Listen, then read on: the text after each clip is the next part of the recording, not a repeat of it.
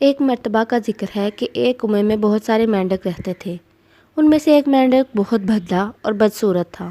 اس کے ساتھی اس کا مذاق اڑاتے تھے۔ اس وقت بھی سب اس کا مذاق اڑا رہے تھے تو اسے بہت غصہ آیا۔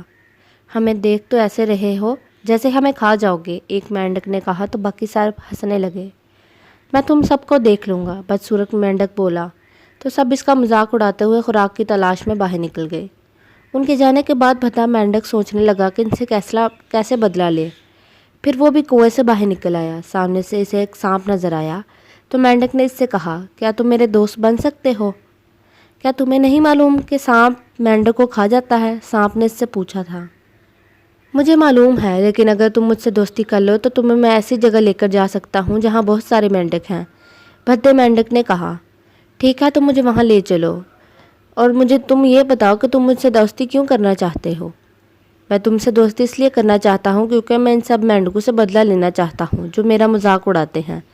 مینڈک نے سانپ کو بتایا تو سانپ نے جواب میں کہا، ٹھیک ہے دوست، چلو میں تمہارا بدلہ لوں گا۔ چنانچہ مینڈک سانپ کو اپنے ساتھ کنویں میں لے گیا، جہاں باقی مینڈک ان دونوں کو دیکھ کر خوفزدہ ہو گئے۔ بہت اکڑتے تھے تم سب، میرا مذاق بھی اڑاتے تھے، آج میرا یہ دوست تم سب کو کھا جائے۔ بھدے مینڈک کے کہتے ہی سانپ نے ایک مینڈک کو ہڑپ کر لیا۔ اس کے بعد اس نے بھدے مینڈک کو غصے سے دیکھا، جسے دوست سمجھ کر کنویں میں لایا تھا۔ پھر سانپ نے اس سے کہا، اب میں تمہیں بھی کھا جاؤں گا۔ مگر ہم تو دوست ہیں، بھدے مینڈک نے ڈرتے ڈرتے کہا۔ سانپ کسی کا دوست نہیں ہوتا بیوقوف، اب میں تجھے بھی نہیں چھوڑوں گا، سانپ نے اپنی لمبی زبان باہر نکالتے ہوئے کہا۔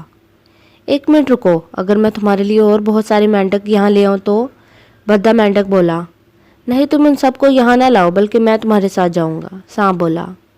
اگر تم میرے ساتھ جاؤ گے تو سب تمہیں دیکھ کر ڈر کے بھاگ جائیں گے، میں نے کسی طرح بہلا پھسلا کر ادھر لے آتا ہوں۔ سانپ مان گیا تو مینڈک کنویں سے باہر نکلا اور جان بچا کر بھاگ گیا۔ اس نے سوچ لیا تھا کہ آئندہ کسی سانپ سے دوستی نہیں کرنی، کیونکہ دوستی فطرت دیکھ کر کرنی چاہیے۔